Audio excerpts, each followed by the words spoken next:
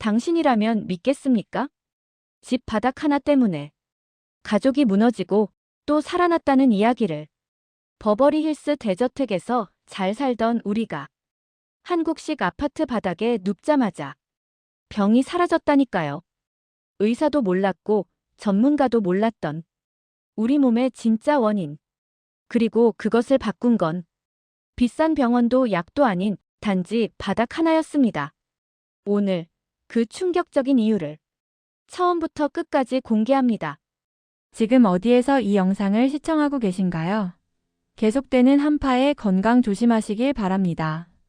1초 만에 누를 수 있는 좋아요와 구독을 눌러주시면 다음 영상을 만드는데 큰 도움이 됩니다. 감사합니다. 저는 사라 윌리엄스, 미국 캘리포니아에서 잡지 편집 일을 하며 살아온 사람입니다. 올해로 52이 되었고 인생에서 나름 많은 일을 겪었다고 생각했지만 그날만큼은 그동안에 제가 바라보던 세상이 단숨에 흔들리는 경험을 하게 되었죠. 특히 저는 한국이라는 나라에 대해 솔직히 말해서 아주 편협한 편견을 가지고 있었어요. 한국은 작고 복잡하고 답답한 도시에 빼곡히 사람이 사는 곳이라는 생각.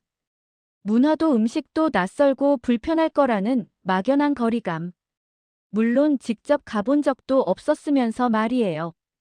그런데 제 남편 마크가 한국 출장에서 돌아온 그날, 제 삶은 아주 조용하게, 그러나 완전히 틀어지기 시작했습니다. 그날 오후, 저는 비버리 힐스 저택의 거대한 거실 안에 서 있었어요. 천장 위에는 프라하에서 공수한 크리스털 샹들리에가 반짝이고 있었고, 촘촘히 관리된 대리석 바닥 위로 황금빛 햇살이 쏟아져 들어왔죠. 저는 이 집의 모든 디테일을 누구보다 자랑스러워하는 사람이었어요. 15년 동안 제 손을 거치지 않은 공간이 없을 정도였으니까요. 잡지 편집자로 성공한 제 경력이 고스란히 담긴 것이 바로 이 집이었죠. 그런데 이상하게도 햇살이 그렇게 밝은데도 제 마음은 그날따라 묵직했습니다. 뭔가 불길한 예감이 있었어요. 이유는 알 수 없었죠. 그저 가슴 깊은 곳에서 작은 거슬림이 올라오고 있었어요. 그리고 바로 그때 남편 마크가 서울 출장에서 돌아왔습니다. 마크는 실리콘밸리의 사이버 보안 회사 중역으로 일하는 평생 합리성과 이성적인 판단을 중시해온 사람이었어요. 12년을 함께 살면서 이미 잘 알고 있었죠. 그는 감정적인 행동을 하는 사람이 아니에요. 언제나 현실적이고 안정적인 선택만을 해왔던 사람입니다.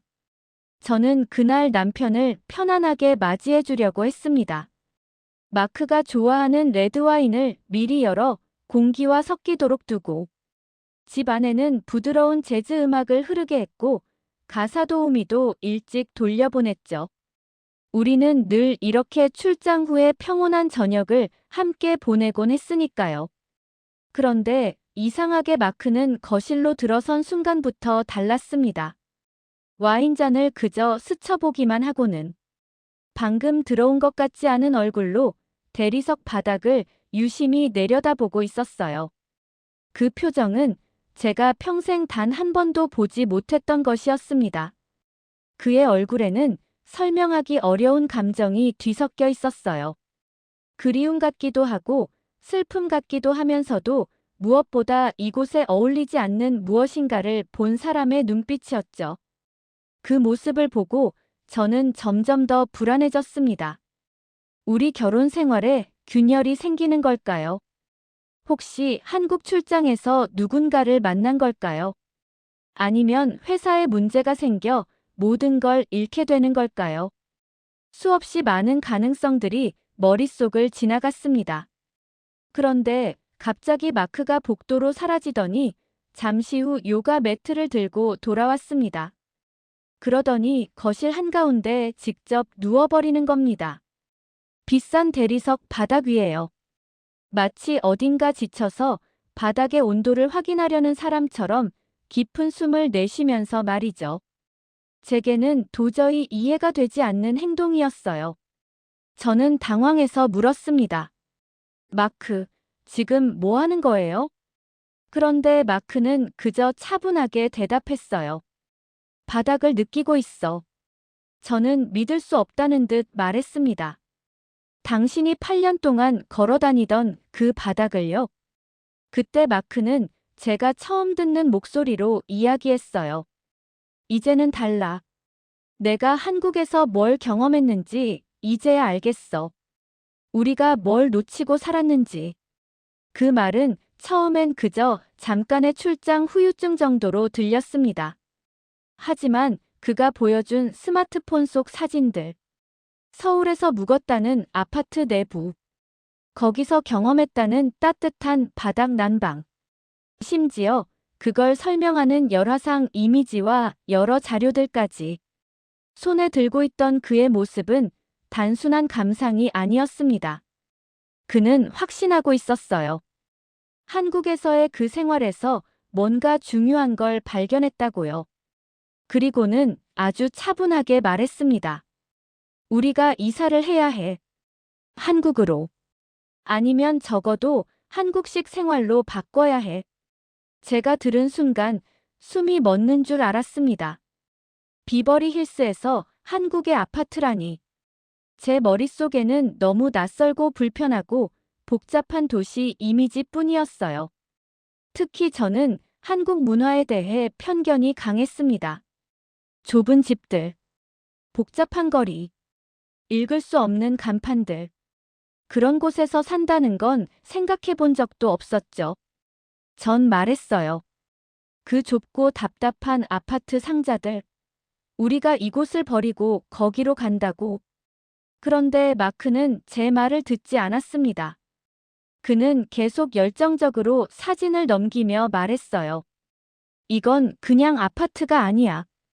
바닥 전체가 따뜻해. 단순 난방이 아니라고. 거기서 지낸 2주 동안 내 허리가 한 번도 아프지 않았어. 사라, 당신도 알잖아. 당신 손발 차가운 거. 허리 통증. 매일 밤 잠 설치는 거. 이게 다 해결될 수 있다고. 하지만 그 순간 복도에서 갑자기 들려온 소리가 모든 걸 멈추게 했습니다. 우리 아들 루카스. 또 천식 발작을 일으킨 거예요. 저는 자기도 모르게 달려가고 있었죠. 그 아이의 쌕쌕거리는 숨소리를 들으며 모든 게 희미해졌습니다. 완벽하다고 믿었던 이 집에서 우리 아들은 계속 숨쉬기 힘들어하고 있었어요. 그리고 그 아이의 작고 떨리는 등을 어루만지며 저는 아주 조심스럽게 깨닫기 시작했어요.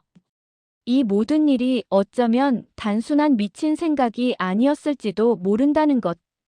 어쩌면 제가 그동안 뭔가를 놓치고 살았던 건 아닐까 하는 그 두려운 생각을요. 그리고 바로 그 순간부터 우리 가족의 삶은 아주 낯설지만 중요한 방향으로 조금씩 움직이기 시작했습니다. 마크의 말은 끝났지만 거실 공기는 가벼워지기는커녕 더 무거워져 있었습니다. 저는 그 공기를 한 모금 들이쉬기만 해도 가슴이 답답해지는 기분이었어요. 그런데 이상하게도 그 답답함은 단순히 남편과의 갈등 때문만은 아니었습니다. 제 발바닥이 여전히 차갑고 손끝이 얼어붙은 듯한 그 감각이 자꾸 의식을 파고들더군요. 얼마 전까지만 해도 저는 그 불편함을 그냥 나이 들어가는 과정이라고 넘겨왔어요. 50대 후반이 되면 누구나 그렇다고, 시부모님도 늘 그러셨다고, 그렇게 스스로를 달래며 살아왔죠. 하지만 마크의 말이 머릿속에 박혀 있었습니다. 우리는 최고의 난방을 갖고 있지만 정작 바른 냉장고보다 더 차가운 표면 위에 서 있다는 사실. 그 말이 자꾸만 귓가에서 울렸습니다. 저는 그 사실을 부정하고 싶으면서도 어쩌면 남편 말이 맞을지도 모른다는 생각이 아주 조용히, 그러나 끈질기게 밀려오고 있었어요. 마크는 소파 등받이에 손을 올린 채 한숨을 내쉬었습니다. 평소 같으면 제가 먼저 다가가 등을 토닥였을 거예요. 하지만 그날만큼은 그러지 못했습니다. 제 안에서도 움직이는 게 너무 많았거든요. 두려움도, 자존심도, 그리고 설명하기 어려운 어떤 낯설에 대한 공포도요. 사라. 마크가 부드럽게 제 이름을 불렀습니다. 그 목소리가 제가 처음 마크와 만났을 때 들었던 그 안정된 울림과 너무도 닮아 있어서 순간 숨이 멈추는 기분이 들었어요. 나, 당신을 힘들게 하려고 이러는 거 아니에요. 단 한 번도 그럴 마음이 없었어요. 저는 대답하지 못하고 고개만 돌렸습니다. 나도 알아요. 마크가 좋은 사람이라는 걸, 가정에 헌신적인 남편이라는 걸, 그건 제가 누구보다 잘 알고 있었죠. 그런데도 이상하게 제 마음은 자꾸 밀려나는 기분이었습니다. 온돌이니 난방 방식이니 하는 문제가 아니라 제가 오랫동안 성공의 증표라고 여겨왔던 이 삶 전체가 이제는 지키기만 해도 벽을 넘는 마라톤처럼 느껴지고 있었으니까요. 비버리 힐스에서의 삶은 화려했지만 그 화려함을 유지하는 건 전혀 쉽지 않았습니다. 사교 모임, 기부 행사, 점심 약속, PTA 모임, 드레스 코드, 심지어 아이의 생일 파티조차도 경쟁이 되는 그 환경. 저는 그 속에서 늘 어깨에 힘을 주고 살아야 했어요. 사라. 마크가 다시 불렀습니다. 이번엔 더 조심스럽게. 당신이 뭘 걱정하는지 알아요. 저는 천천히 그를 향해 고개를 돌렸습니다. 마크는 제 표정 깊숙한 곳까지 들여다보려는 듯 진지하게 바라보고 있었어요. 그러더니 아주 낮은 목소리로 말했습니다. 우리가 어디에 살든 사람들은 계속 무언가를 말하겠죠. 그건 멈추지 않을 거예요. 하지만 그 사람들이 우리 가족의 건강을 챙겨주진 않아요. 루카스의 천식을 낫게 해주지도 않아요. 당신의 허리를 덜 아프게 해주지도 않아요. 그 말은 정말이지 인정하고 싶지 않은 방향으로 저를 끌고 갔습니다. 특히 건강이라는 단어는 저와 마크 둘 다에게 늘 민감한 주제였죠. 루카스가 태어난 이래 우리는 얼마나 많은 병원 대기실에 앉아 있었나요? 밤새 흡입기를 잡고 잠든 아이의 등을 어루만지며 얼마나 많은 시간을 보냈던가요? 그리고 제 허리. 겉으로는 늘 우아하게 보이려고 애썼지만 행사에서 2시간만 서 있어도 몸이 굳어버려 차 안에서 몰래 진통제를 삼켜야 했던 날들이 떠올랐습니다. 하지만 동시에 다른 목소리도 제 안에서 속삭이고 있었죠. 그래도 우리가 오랫동안 쌓아온 이 모든 것을 버릴 순 없어. 사람들이 뭐라고 생각할까? 내가 얼마나 공들였는지 아는 사람은 아무도 없잖아. 그 순간이었습니다. 복도 끝에서 느릿한 발걸음 소리가 들려왔어요. 작고 약간 끌리는 듯한 소리. 루카스였습니다. 초등학생 때부터 반복된 천식 발작 때문에 폐활량이 또래보다 약한 우리 아들. 그 아이가 작은 몸으로 거실로 걸어오고 있었어요. 엄마 아빠 왜 소리 질러? 졸린 눈으로 묻는 그 표정이 제 마음을 한순간에 와르르 무너뜨렸습니다. 우리가 싸운 건 아니었지만 아이 눈에는 그저 부모가 크게 말다툼하는 듯한 분위기였겠죠. 그건 제가 누구보다 원하지 않는 모습이었습니다. 마크가 먼저 다가가 루카스의 어깨에 손을 얹었습니다. 아니야, 루카스. 그냥 엄마랑 중요한 얘기를 하고 있었어. 루카스는 우리 둘을 번갈아 보다가 소파에 털썩 앉아 다리를 주무르기 시작했습니다. 저는 그 동작이 너무 익숙해서 자세히 보지 않아도 알 수 있었어요. 다리가 차가울 때 아이가 자주 하는 행동이었거든요. 피부색도 창백해져 있었죠. 그 작은 손이 종아리를 문지르는 모습을 보는데 제 심장 깊은 곳에서 뭔가가 내려앉았습니다. 살며시, 그러나 분명하게. 저는 아무 말도 하지 않은 채 루카스 옆으로 걸어가 그의 발등을 손바닥으로 감싸봤어요. 차가웠습니다. 정말 차가웠어요. 제가 방금까지 걷던 대리석 바닥처럼. 그 순간 마크의 주장이나 제 고집, 주변 사람들의 시선 따위가 아니라 이 아이의 발, 이 아이의 호흡, 이 아이의 내일이 제 머릿속을 가득 채우기 시작했습니다. 그리고 이상하게도 그때서야 처음으로 온돌이니 한국식 주거니 하는 것들이 단순한 유행도 남편의 집착도 아니라는 생각이 스쳐갔습니다. 물론 그렇다고 해서 제가 마음을 바꾼 건 아니었어요. 단지 아주 조금 아주 미세하게 마음의 결이 달라지고 있다는 걸 느꼈을 뿐입니다. 이건 생각해 볼 시간이 필요해요. 저는 조용히 말했습니다. 마크는 그 말에 희미하게 숨을 내쉬며 고개를 끄덕였습니다. 그래요. 천천히 생각해요. 우리 서두르지 않아도 돼요. 하지만 우리 둘 다 알고 있었습니다. 이 문제는 단순히 집을 옮기느냐 마느냐의 문제가 아니었어요. 우리가 그동안 쌓아온 가치관, 관계, 자존심, 두려움 모든 것이 뒤섞여 있는 문제였죠. 그리고 그 모든 것들이 지금 이 순간에도 여전히 어딘가로 향해 움직이고 있었습니다. 분명하게 형태가 잡힌 건 아니었지만 앞으로 뭔가가 일어날 것이라는 예감. 그게 점점 더 또렷해지고 있었어요. 루카스의 작은 발을 감싸고 있는 제 손바닥은 여전히 차가운 온도를 느끼고 있었고 그 작은 온도 차이가 앞으로 우리의 삶에 어떤 변화를 가져오게 될지는 아직 누구도 알 수 없었습니다. 하지만 이상하게도 그 변화의 시작은 이미 어딘가에서 우리를 향해 다가오고 있다는 느낌만은 부정할 수가 없었습니다. 그리고 바로 그 순간 초인종이 울렸습니다. 그 소리는 마치 다음 장의 문이 열리는 합주 신호처럼 우리 셋 모두를 놀라게 했습니다. 누가 찾아온 걸까? 왜 하필 지금일까? 그리고 그 방문은 우리 삶의 어느 방향을 열어젖히게 될까? 이야기는 이제 막 또 다른 흐름을 향해 흘러가기 시작하고 있었습니다. 라비스타 아파트의 온기가 제 발바닥을 타고 몸 전체로 퍼져오던 그 순간 저는 제 안에서 그동안 단단하게 버티고 있던 무언가가 조용히 금이 가는 것을 느꼈습니다.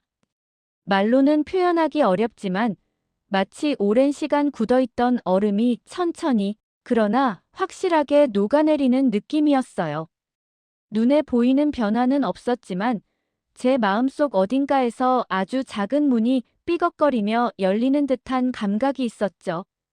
그 문틈 사이로 들어오는 따뜻한 기운은 단지 바닥 난방의 온기가 아니라 제가 오랫동안 잊고 지냈던 어떤 안락함의 기억 같았습니다. 사실 저는 따뜻함에 크게 기대지 않고 살아온 사람이었어요. 필요하면 좋은 난방 장비를 갖추고 좋은 집에서 살 수 있으니 문제 없다고 생각했죠. 하지만 그런 건 기계적 따뜻함일 뿐 사람의 몸을 천천히 달래주고 마음까지 녹여주는 힘을 가진 종류의 따뜻함은 아니었어요. 지금 제 발 아래에서 올라오는 이 온도는 쾌적함이 아니라 돌봄처럼 느껴졌거든요. 마치 저를 향해 조용히 말하는 것처럼요. 괜찮아요. 이제 조금 쉬어도 돼요. 60평 저택도 비싼 대리석 바닥도 최첨단 난방장치도 제 발끝을 이렇게 따뜻하게 해준 적은 없었어요. 그저 외형만 번듯하고 스펙만 좋은 공간 속에서 살아냈던 시간들이 주마등처럼 스쳐갔습니다. 저는 스스로에게 안전하고 우아한 삶을 제공해왔다고 생각했지만 정작 제 몸은 한 번도 이렇게 편안해 본 적이 없었다는 사실을 이제야 깨닫고 있었죠. 마크가 옆에서 조용히 제 반응을 살피고 있었어요. 그는 제가 무슨 말을 할지 기다리는 대신 그저 필요한 만큼 시간을 주고 있었죠. 아마 그도 알고 있었을 거예요. 이 경험은 설명이 아니라 체험이어야 한다는 걸요. 사람은 머리로 이해하려고 하면 반발하지만 몸으로 느껴버리면 거기에 반박할 이유가 사라져버린다는 걸요. 그리고 지금 저는 반박할 여지가 없는 감각의 세계에 빠져 있었어요. 저는 천천히 거실을 걸어 다니기 시작했어요. 한 걸음, 또 한 걸음. 발바닥이 바닥과 닿는 순간마다 툭, 툭 하고 작은 충격 같은 따뜻함이 올라왔어요. 이 감각이 누적되면서 긴장이 풀리고 어깨가 자연스레 내려가고 호흡이 깊어졌습니다. 제 자신이 이렇게까지 몸이 경직되어 있었는지조차 몰랐어요. 그동안 신경 쓰느라 바빴던 삶의 크고 작은 걱정들, 남들이 보는 시선, 제가 지켜야 한다고 믿었던 체면들까지도 이 바닥 위에서는 잠시 다 내려놓아지는 기분이었죠. 거실 창 밖으로 펼쳐진 도시는 여전히 북적였고 차들은 바쁘게 움직였지만 유리 안쪽의 공간은 전혀 다른 세계처럼 느껴졌어요. 밖의 소음이 희미하게만 들렸고 이 아파트 안의 공기는 묘하게 안정되어 있었습니다. 저는 그제야 깨달았어요. 이 따뜻함은 단순히 바닥에서만 오는 것이 아니라 공간 전체가 사람을 감싸 안는 방식 그 자체에서 만들어지고 있다는 걸요. 마크가 조용히 말했어요. 한국에서는 이런 온돌 방식이 일상이에요. 거의 모든 가정이 바닥이 따뜻하죠. 남녀노소 다 이렇게 지내요. 아이들도 어른들도. 그 말이 이상하게 마음에 걸렸어요. 마치 저에게 묻는 듯 했죠. 당신은 지금까지 얼마나 따뜻하게 살아왔나요? 하고요. 저는 그 질문에 바로 답할 수 없었어요. 생각보다 너무 복잡한 감정이 밀려왔거든요. 평생 바쁘게 살았고 나름대로 성공적인 삶이라고 믿어왔지만 제 삶을 이루는 많은 선택들이 어쩌면 따뜻함과는 거리가 있었음을 인정해야 했습니다. 그리고 이상하게도 그 사실이 두렵지 않았어요. 오히려 그런 깨달음을 주는 이 공간에 감사함이 생겼죠. 그러나 이 감정은 시작일 뿐이었어요. 아파트는 그저 온기가 좋다는 단순한 수준에서 끝나는 곳이 아니었습니다. 제가 조금 더 안쪽으로 걸어가자 이 집이 가진 또 다른 매력들이 하나둘 제 시야에 들어오기 시작했거든요. 주변 가구 배치, 창문을 통해 들어오는 빛의 방향, 공간이 숨 쉬는 방식. 모든 것이 의도적이었고 삶을 편안하게 하기 위한 설계였어요. 이곳을 만든 사람들이 무엇을 중요하게 생각했는지, 어떤 생활을 꿈꾸었는지가 느껴졌습니다. 그리고 그때 이상하게도 아주 오래전 기억 하나가 떠올랐어요. 루카스가 아직 2돌도 되기 전 한겨울에 아이를 품에 안고 발이 시려워 몸을 웅크리며 거실 소파에 앉아있던 어느 새벽. 그때 저는 아주 간절하게 생각했었어요. 바닥이 따뜻했으면 좋겠다. 하지만 저는 곧 그 바람을 잊어버렸죠. 바쁘다는 이유로, 그런 건 사치라는 이유로, 다른 것들을 우선해야 한다는 이유로요. 그런데 지금 그 바람이 너무도 간단한 방식으로 눈앞에서 실현되고 있는 겁니다. 제니퍼가 조용히 설명을 이어갔어요. 한국에서는 아이들이 바닥에서 놀고 사람이 바닥에 앉아 있고 어르신들이 바닥에서 쉬어요. 그래서 바닥을 가장 포근하게 만드는 게 중요해요. 집이라는 공간이 사람의 체온과 일상을 품어야 한다는 철학이죠. 그녀의 말은 단순한 설명 같았지만 제게는 어떤 진심이 담긴 위로처럼 들렸습니다. 저는 갑자기 궁금해졌어요.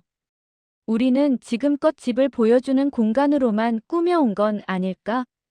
남들에게 잘 보이기 위해, 좋은 이미지를 만들기 위해, 사회적 위치를 드러내기 위해.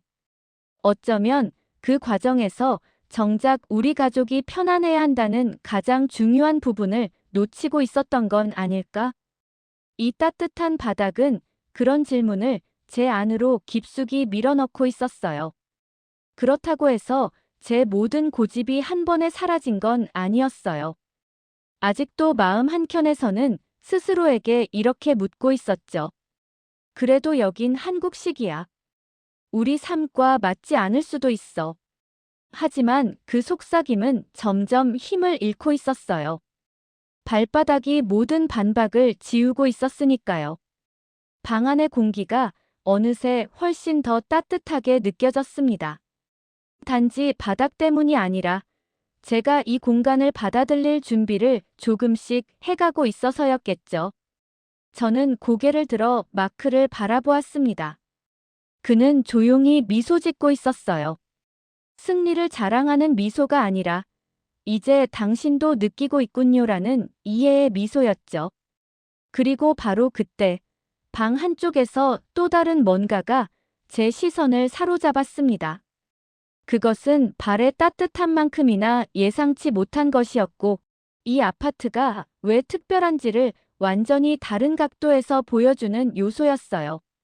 저는 본능적으로 그쪽으로 걸어가기 시작했습니다. 마치 그곳에 이 집의 다음 비밀이 숨겨져 있는 것처럼요. 그리고 그 비밀은 제 생각보다 훨씬 더 큰 변화를 가져올 준비를 하고 있었죠. 라비스타 모델하우스의 따뜻함이 제 마음 깊숙한 곳까지 스며든 그날 이후 저는 생각보다 훨씬 더 힘든 나날을 보내게 되었습니다. 발바닥에서 시작해 다리, 허리, 그리고 마음까지 퍼져오던 그 온기는 집에 돌아와서도 계속해서 머릿속에 남아 있었어요. 비버리 힐스로 돌아온 순간 저는 마치 화려한 박물관 속으로 들어온 듯한 느낌을 받았습니다. 모든 것이 제가 떠났을 때와 전혀 달라지지 않았죠. 크리스털 샹들리에는 여전히 차가운 빛을 뿜어냈고, 이탈리아 가죽 소파는 잡지에 실린 인테리어 사진처럼 완벽한 각도로 놓여 있었어요. 그동안 심혈을 기울여 고른 추상화들은 벽 위에서 고급스러운 취향을 조용히 자랑하고 있었고요. 그런데 그 모든 공간 한가운데 달라진 건 단 하나였습니다. 저였습니다. 차갑게 광택이 나는 대리석 바닥 위로 걸음을 옮길 때마다 라비스타에서 느꼈던 따뜻함이 떠올랐어요. 그 따스함이 저를 따라다니며 은근한 불편함과 함께 저를 괴롭혔습니다. 커피를 내리려고 고급 주방에 서 있을 때면 유난히 차갑게 느껴지는 바닥이 제 발끝으로 다시 차가움을 밀어 올렸어요. 전에는 익숙하다고 느꼈던 그 냉기가 이제는 꽤나 견디기 어려운 불편함으로 다가왔죠. 슬리퍼를 신어도 얼음처럼 느껴지는 바닥, 아침에 침실에서 욕실까지 몇 걸음을 옮기는 동안에도 그 찬기가 다리를 타고 올라오는 게 느껴졌습니다. 저는 자꾸만 걸음을 빨리 하게 되었고, 무의식적으로 그 차가움을 피하려고 발을 말아 올리며 걷고 있었어요. 전에는 왜 이걸 몰랐을까요? 아니, 어쩌면 알고 있었는데 무시해온 걸까요? 고급스러움이란 그런 거라고 스스로 합리화해왔던 건지도 모릅니다. 예쁜 재료에는 불편함이 따른다고, 대리석은 원래 차갑다고, 아름다움이란 어느 정도 희생을 요구한다고 저는 그렇게 스스로를 설득해왔죠. 하지만 라비스타에서 단 몇 분간 경험한 그 따뜻함이 이 오랜 믿음을 한순간에 흔들어버렸습니다. 마크는 제 변화를 조용히 지켜보고 있었어요. 그는 저를 설득하려 들지 않았고, 비꼬지도 않았고, 강한 의견도 내지 않았습니다.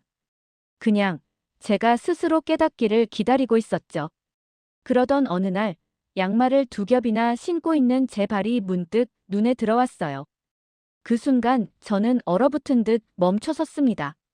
몇 년 동안 저는 계속 이렇게 살아온 거였어요. 만성적인 냉기를 내 체질이라고 여기며 환경 자체를 바꿀 생각은 단 한 번도 하지 않았던 거죠. 그리고 그 깨달음은 저를 참을 수 없을 만큼 화나게 했습니다. 저 자신에게, 차갑기만 한 우리 집에, 그리고 제가 자랑스러워했던 그 대리석 바닥들에도요. 그러던 어느 저녁 정식 식탁에서 서로 마주 앉아 식사를 하고 있을 때 마크가 말을 꺼냈습니다. 일주일 프로그램만 해봐요. 라비스타에서 제공하는 체험 숙박이에요. 일주일만요. 싫으면 다시는 이 얘기 안 할게요. 그의 말은 덫처럼 들리기도 했고 동시에 구명줄처럼 느껴지기도 했습니다. 제 안의 고집스러운 부부는 단호히 거절하고 싶었지만 마음 깊은 곳에서는 다시 한번 그 따뜻함을 느끼고 싶다는 절박함이 점점 더 크게 자리 잡고 있었죠. 결국 저는 조용히 고개를 끄덕이며 말했습니다. 일주일이요. 하지만 루카스가 불편해하면 바로 돌아올 거예요. 마크는 즉시 동의하며 예약을 잡기 시작했습니다. 그 순간 저는 묘한 두려움과 기대가 동시에 밀려오는 걸 느꼈습니다. 현실의 바닥은 여전히 차갑고 완고했지만 제 마음은 이미 조금씩 움직이고 있었던 겁니다. 11월 초 일요일 오후, 우리는 라비스타 1507호로 들어갔습니다. 저는 실험이라는 단어를 되뇌며 필요한 짐만 챙겼어요. 엄마에게는 도심 체험이라고 말했고 친구 엘리자베스에게는 스테이케이션이라고 둘러댔습니다. 스스로에게는 단지 마크와의 의견차를 한 번쯤 맞춰준다. 그 이상은 아니다라고 마음을 붙들었죠. 루카스는 마치 소풍 온 듯 신나서 아파트 곳곳을 뛰어다녔습니다. 그 모습을 보면서도 저는 공기질, 천식, 낯선 환경 같은 염려들로 온통 머릿속이 복잡하게 얽혀 있었습니다. 첫날 저녁, 저는 그 따뜻한 바닥 위에서 요리를 했습니다. 발이 편안하게 데워지는 감각이 오히려 더 낯설고 받아들이기 어려웠어요. 이 작은 식탁에서의 식사가 불편하게 느껴져야 한다고 마음속으로 몇 번이나 스스로를 설득했지만 그런 느낌은 전혀 오지 않았습니다. 따뜻함이 모든 저항을 스며들 듯 무너뜨리고 있었죠. 밤이 되어 루카스를 재울 시간이 오자 제 불안은 더 깊어졌습니다. 침대 옆 탁자에 흡입기를 미리 올려두고 루카스의 호흡을 주시하며 걱정 어린 마음으로 침대 끝에 앉았어요. 그런데 루카스는 졸린 목소리로 이렇게 말했습니다. 엄마, 바닥이 좋아요. 방이 날 안아주는 것 같아요. 그 순간 저는 아무 말도 할 수 없었습니다. 그리고 아이는 평소보다 더 빠르고 깊게 잠들었어요. 불안의 그림자 없이 맑은 숨소리만 남긴 채. 그날 밤 저는 깊이 잠들지 못했지만 새벽녘에 잠시 눈을 붙였을 때 그동안 느껴보지 못했던 안정된 잠을 경험했습니다. 다음 날 아침, 몸을 일으키는 순간 저는 너무나도 놀랐어요. 수년 동안 매일 아침 겪었던 허리의 뻣뻣함, 엉덩이의 통증, 어깨의 긴장은 완전히 사라져 있었습니다. 저는 그 자리에서 얼어붙은 듯 멈춰서서 제 몸의 변화가 얼마나 큰지 확인했어요. 이건 단순한 기분 탓도 착각도 아닌 진짜 변화였죠. 루카스도 마찬가지였어요. 방에서 나온 그는 환하고 밝은 목소리로 말했습니다. 엄마, 숨쉬기가 더 편해요. 그 말을 듣는 순간 저는 눈을 감고 깊은 숨을 들이켰습니다. 그리고 마침내 인정해야 했습니다. 제 고집과 편견이 우리 가족의 불편함을 당연시하게 만들고 있었음을요. 라비스타의 따뜻함은 단순한 편안함이 아니라 우리 모두의 건강과 삶의 질을 바꾸는 힘이 있었던 거죠. 그날 아침을 지나고 건물 시설을 둘러보다가 저는 찜질방이라는 단어가 적힌 표지판 앞에서 발걸음을 멈추었습니다. 라비스타의 또 다른 세계가 제 앞에 열리고 있었어요. 황토방의 깊은 열기 속에서 저는 마치 누군가 제 오랜 짐들을 천천히 풀어주는 듯한 감각을 느꼈습니다. 견고하게 굳어있던 마음의 벽들도 서서히 무너지고 있었어요. 눈물이 자연스럽게 흘렀고 그 눈물에 제 오랜 오해와 편견이 함께 녹아내리는 것만 같았습니다. 밤이 되어 루카스가 다시 편안하게 잠든 뒤 저는 따뜻한 거실 바닥에 앉아 친구 엘리자베스에게 전화를 걸었어요. 그녀는 제 목소리에서 무언가를 단번에 알아챘습니다. 괜찮아? 그녀가 묻자 저는 조용히 말했습니다. 아니, 엘리자베스. 괜찮은 정도가 아니야. 몇 년 만에 이렇게 괜찮은 건 처음이야. 너도 와봐야 해. 이걸 봐야 해.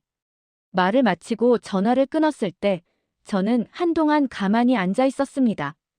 바닥의 온기가 등을 타고 몸으로 스며들며 마음을 녹이고 있었어요. 그리고 저는 생각했죠. 지금 무너지고 있는 것이 단순히 편견만은 아닐 거라고요. 제 삶, 제 믿음, 제 기준, 제가 옳다고 확신했던 모든 것들까지도 새로운 의미로 재편되고 있었습니다. 그리고 저는 아직도 모르고 있었어요. 이 따뜻한 아파트가 제 앞에 펼쳐놓을 더 큰 변화들이 앞으로 얼마나 남아있는지요. 라비스타에서의 5번째 아침이었습니다. 전날 잠들기 전까지만 해도 혹시 어제의 변화가 우연이었나 하는 마음 한켠에 불안이 남아있었는데 아침 눈을 뜨는 순간 그 생각이 깨끗이 사라졌습니다. 몸을 움직이자마자 느껴지는 편안함, 발바닥에서부터 올라오는 따뜻함, 그리고 오랜 세월 벗어나지 못했던 통증이 흔적도 없이 사라진 그 느낌. 저는 다시 한번 확인할 수 있었습니다. 아, 정말이구나. 부엌으로 걸어가는 내내 발끝을 감싸는 포근함은 마치 오래전 잊고 지냈던 내 몸의 원래 상태를 다시 찾아주는 듯 했어요. 루카스가 아침 식탁에 앉아 있었는데 그 아이의 호흡이 오늘도 놀랄 만큼 편안했습니다. 흡입기를 찾지 않는 아이를 보는 게 처음엔 너무 낯설었죠. 믿기 힘들 만큼 조용하고 건강한 모습이었으니까요. 마크는 제 맞은편에서 커피를 들고 있었고 그의 눈빛엔 말로 설명하기 어려운 조심스러운 기대감 같은 것이 담겨 있었습니다. 그는 제 결심을 기다리고 있다는 걸 저는 알고 있었습니다. 그리고 그 순간 제 마음 한가운데서 아주 단순하지만 피할 수 없는 진실이 솟아올랐습니다. 돌아가면 우린 다시 아플 거야. 이 사실을 부정할 수가 없었어요. 비버리 힐스의 대리석 바닥, 차가운 공기, 매일 아침 기지개도 제대로 펼 수 없던 통증, 밤마다 들려오던 루카스의 거친 숨 그것들로 돌아간다는 상상만으로도 몸이 먼저 거부감을 일으켰습니다. 그래서 저는 아주 조용한 목소리로 그러나 마음 깊은 곳에서부터 올라오는 확신으로 말했습니다. 부동산 중개인한테 전화해요. 집 내놔요. 마크는 순간 말을 잃었지만 제 눈을 보고 제가 단지 충동으로 말하는 것이 아니라는 걸 금방 알게 되었죠. 그 말은 우리 둘 사이의 떨림처럼 퍼졌습니다. 마치 돌이킬 수 없는 문을 스스로 열어젖힌 느낌이었어요. 하지만 그 문 너머에 있는 삶이 더 건강하고 더 따뜻하며 더 인간적인 것이라는 걸 저는 이미 알고 있었어요. 결정은 단호했지만 그 이후 찾아온 사회적 여지는 생각보다 거셌습니다. 비버리 힐스의 가신망은 언제나 빠르고 정확하죠. 아침에 결정을 했는데 오후가 되자 제 휴대폰은 문자와 음성 메시지로 터져 나갔습니다. 처음엔 걱정이었지만 그게 추측으로 그리고 저녁 무렵엔 완전한 소설로 발전했죠. 재정 문제래. 부부 문제 있대. 정신적으로 힘들대. 그 어떤 말도 사실이 아니었습니다. 그저 저희 가족이 조금 더 따뜻하고 조금 더 건강한 삶을 선택했다는 단순한 진실은 아무도 받아들이지 않았습니다. 너무 단순했고 너무 흔히 상상되지 않는 이유였으니까요. 그리고 그날 밤 엘리자베스에게서 문자가 왔습니다. 사라, 내일 아침 꼭 얘기해야 해. 심각한 문제야. 그 문장을 읽는 순간 제 가슴 속에서 뜨겁고 뚜렷한 분노가 올라왔습니다. 무엇이 심각하다는 건지, 루카스가 숨을 편하게 쉬는 게 심각한 건가요? 제 통증이 사라진 게 심각한 건가요? 하지만 엘리자베스는 제가 LA에 처음 왔을 때부터 제 곁을 지켜준 친구였어요. 그녀에게는 설명을 할 필요가 있었습니다.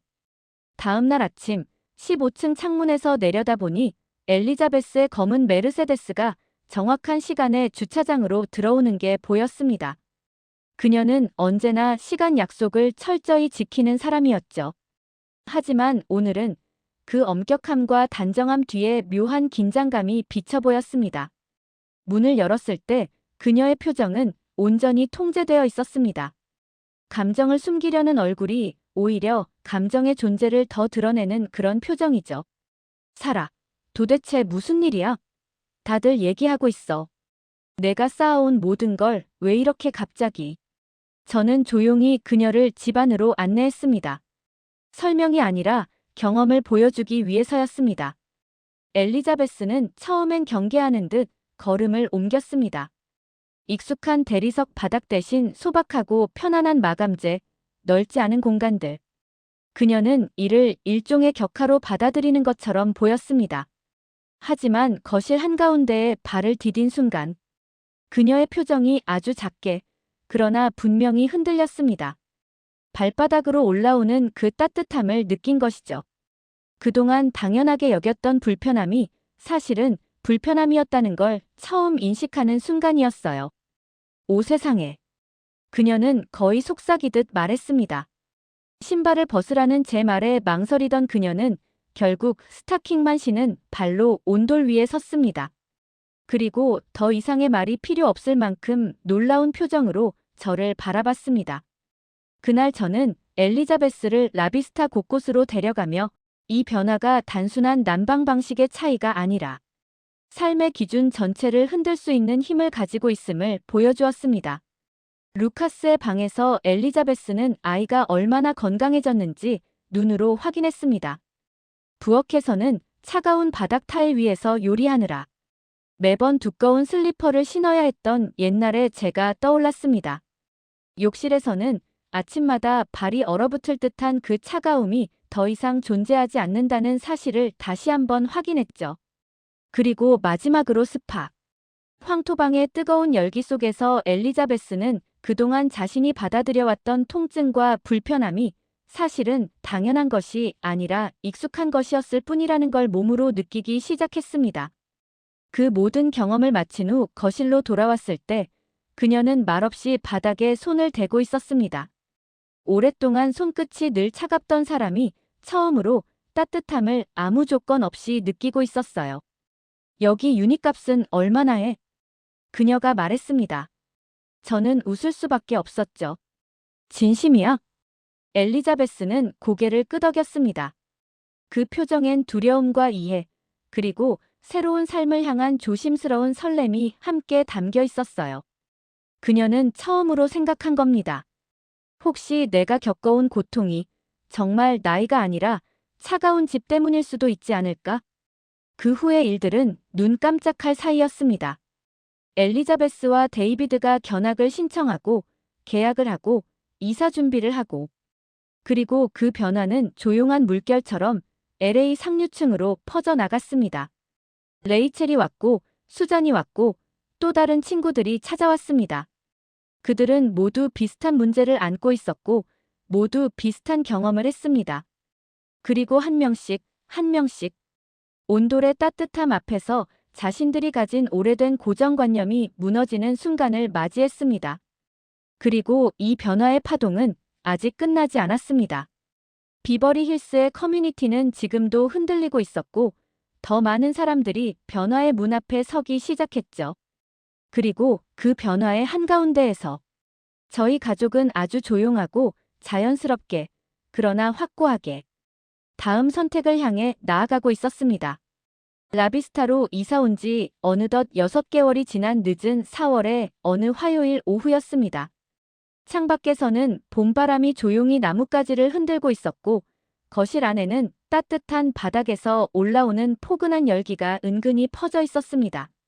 저는 그 바닥 위에 편하게 앉아 있었고 루카스는 제 바로 옆에서 배를 깔고 누워 수학 숙제를 하고 있었죠. 아이의 양말 신은 발이 뒤에서 살랑살랑 흔들리고 연필 끝은 부드럽게 종이를 스쳐 지나가고 있었습니다. 예전이라면 상상도 못할 모습이었어요. 바닥이라는 공간이 우리 가족에게 이렇게 편안하고 자연스러울 날이 올 거라고는 정말 생각하지 못했으니까요. 비버리 힐스의 저택에서는 단 하루도 바닥에 앉아본 적이 없었습니다. 차갑고 딱딱한 대리석, 늘 얼음처럼 식어있던 재질, 걸어다니는 용도 외에는 존재 의미가 없던 바닥. 그곳의 바닥은 지나가는 공간이었지 머무르는 공간이 아니었습니다. 하지만 이곳에서는 달랐습니다. 아침이면 따뜻한 부엌 바닥에서 책상 다리를 하고 앉아 식사를 했고 잠깐의 휴식도 거실 남쪽 벽에 등을 기대고 가닥에서 보내곤 했습니다. 루카스는 자주 저렇게 바닥에 누워 책을 읽고 보드게임을 하고 그림을 그렸죠. 마치 바닥이 집의 중심이 된 듯 했습니다. 그 따뜻한 바닥은 우리 가족 모두를 조용히, 그러나 단단하게 받쳐주고 있었습니다. 저는 이 따뜻함을 당연하게 느끼지 않았습니다. 그전까지 우리가 얼마나 차갑고 불편한 환경을 정상이라고 생각하며 살았는지 너무 잘 알고 있었기 때문입니다. 특히 아침마다 느꼈던 허리의 뻣뻣함, 아이가 밤마다 호흡기에 의존하던 그 불안한 시간들, 몸이 늘 차가워서 양말과 스웨터를 벗지 못했던 생활들. 그 모든 것이 이제는 먼 과거처럼 느껴졌지만 제 기억 속에서는 생생하게 남아 있었습니다. 그날도 루카스는 숙제를 마치고 고개를 들더니 묻습니다. 엄마, 내일 학교 끝나고 되니 우리 집에 와도 돼요? 저는 환하게 웃으며 당연히 가능하다고 대답했습니다. 아이는 아무렇지도 않게 그저 자연스럽게 다시 숙제로 돌아갔습니다. 이제는 호흡기 소리도 없이 편안하게 숨 쉬는 그 모습이 얼마나 고마운지 모릅니다. 흡입기를 꺼낸 지가 너무 오래돼서 최근에는 유효기간을 확인해야 할 정도였으니까요. 의사도 지난번 검진에서 놀라워하며 대체 무슨 변화가 있었냐고 수첩을 꺼내 묻더군요. 저는 그에게 이곳의 따뜻한 바닥과 깨끗해진 공기 이야기를 들려주었습니다. 의사는 오래 고민하더니 조용히 고개를 끄덕였죠. 어쩌면 이 변화는 집의 평수나 주소가 아닌 완전히 다른 무언가를 바꾼 것이었을지도 모릅니다. 비버리 힐스 저택을 떠나오면서 많은 것을 포기한 건 사실입니다. 커다란 수영장, 넓은 정원, 성공한 삶의 상징처럼 보이던 대리석의 반짝임들. 하지만 그 모든 화려함 대신 얻은 것은 더 본질적인 것이었습니다. 매일 아침을 힘겹게 시작하게 만들던 만성 통증이 사라졌고 루카스의 야간 발작도 완전히 사라졌습니다. 집 안에서조차 두꺼운 옷을 껴입어야 했던 그 불편함도 없어졌습니다. 무엇보다 늘 남들이 어떻게 보는지 계산하며 살아야 했던 정신적 피로가 사라졌습니다. 그 무게가 사라지자 우리는 훨씬 가벼워졌습니다. 요즘 우리는 친구들을 자주 초대하지만 그 분위기는 옛날과 전혀 다릅니다. 엘리자베스와 데이비드가 왔을 때도 우리는 비싼 식탁이 아니라 바닥에 놓은 방석 주위에 둘러앉아 수다를 나눴습니다. 그 단순한 변화 하나로 사람들이 훨씬 편안해지고 훨씬 솔직해지더군요. 레이첼이 와서 남편과의 문제를 털어놓던 모습도 기억납니다. 예전 비버리 힐스 집에서는 절대 하지 못했을 이야기를 이곳에서는 조용히 자연스럽게 나눌 수 있었죠. 마치 따뜻한 바닥이 사람들에게 진실한 마음을 꺼내어도 괜찮다고 말해주는 듯 했습니다. 그날 저녁 마크가 일을 마치고 집에 와서는 조용히 신발을 벗고 우리 옆에 앉았습니다. 우리는 셋이 바닥 위에서 느슨한 삼각형을 이루며 각자 할 일을 하면서도 함께 있었죠. 그 순간 문득 깨달았습니다. 예전에 큰 저택에서는 우리가 늘 방마다 흩어져 있었는데 이 작은 아파트에서는 같은 공간에서 훨씬 깊은 시간을 보내고 있다는 사실을요. 마크가 조용히 물었습니다. 옛날 집, 그리워해? 저는 잠시 생각했습니다. 그리고 솔직하게 말할 수 있었습니다. 그 집에 살던 내 모습을 그리워해. 성공했다고 믿었던 그 모습. 하지만 진짜 추웠던 건 그 집이 아니라 우리였던 것 같아. 그 고백을 하면서 저는 한 가지 사실을 또렷하게 인정했습니다. 저는 한국 문화에 대해, 코리아타운에 대해, 그리고 낯설다는 이유로 많은 것을 편견으로 판단하고 있었던 사람이었다는 것을요. 그 편견 때문에 우리 가족이 쉽게 얻을 수 있었던 건강과 행복을 오랫동안 놓쳤다는 사실도요. 6개월 동안 저는 많은 것을 배웠습니다. 집의 가치는 평수가 아니라 몸이 쉬는 온도에 있었고, 성공은 주소가 아니라 아이의 숨이 편안한지에 달려 있었습니다. 그리고 행복은 남들이 보는 삶이 아니라 우리가 실제로 느끼는 삶에 있었죠. 이제 저는 온돌 난방을 지역개발 프로젝트에 도입하는 위원회에 참여하게 되었고, 비슷한 어려움을 겪고 있는 여러 가족에게 우리의 이야기를 전하고 있습니다. 어떤 사람들은 우리가 미쳤다고 말하기도 하고, 한국식 방식을 지나치게 옹호한다고 비웃기도 합니다. 하지만 괜찮습니다. 저는 이제 남들의 시선이 아니라 우리 가족의 건강과 평온을 기준으로 살고 있으니까요. 엘리자베스가 어느 날 이런 말을 했습니다. 우리는 그동안 가장 인상적인 감옥을 갖기 위해 경쟁했어. 이제는 누가 먼저 안식처를 찾는지 경쟁하고 있네. 그 말이 마음에 오래 남습니다. 저는 지금 이 소박한 거실에서 따뜻한 바닥 위에 세 식구가 모여 있는 이 순간이 그 어떤 저택보다도 더 소중합니다. 외부에서 보면 평범한 아파트일지 모르지만 우리에게는 누구보다 인간답게 숨 쉴 수 있는 공간입니다. 그리고 저는 조용히 깨닫습니다. 이곳이 바로 집이라는 것을. 진짜 집. 겉모습이 아닌 삶이 숨 쉬는 공간. 우리 가족이 드디어 편안하게 머무를 수 있는 공간. 그리고 제 인생에서 처음으로 그것만으로 충분했습니다. 충분하다 못해 넘치도록요.